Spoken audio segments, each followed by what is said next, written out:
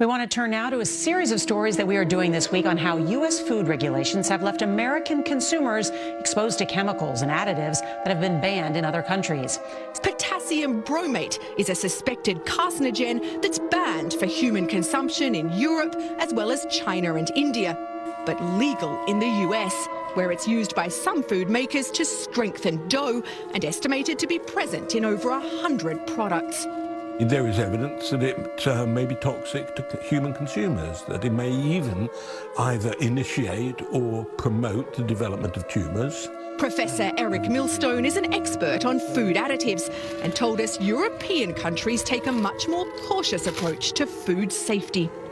Can we say for sure that these differences in regulations mean that people in the US have developed cancers that they would not have developed if they'd been eating only in Europe? I think that is almost certainly the conclusion that we could reach. It's not just potassium bromate, but many other chemicals and substances that are banned here in Europe over health concerns, but considered safe by the FDA.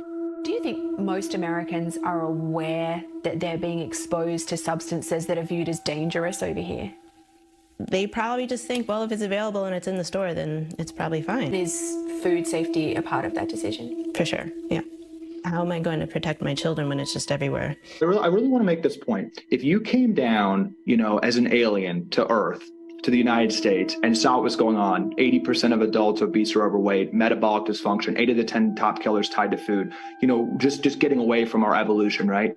You'd have a clear policy recommendation. Let's really focus on food. Let's focus on teaching kids how to exercise, how to meditate, to get a control of their mind, how to eat healthy. That would obviously, anyone 100% of the time would say that's the policy recommendation. That's not what we do. We wait for everyone to get sick and then drug them, and it's much more expensive.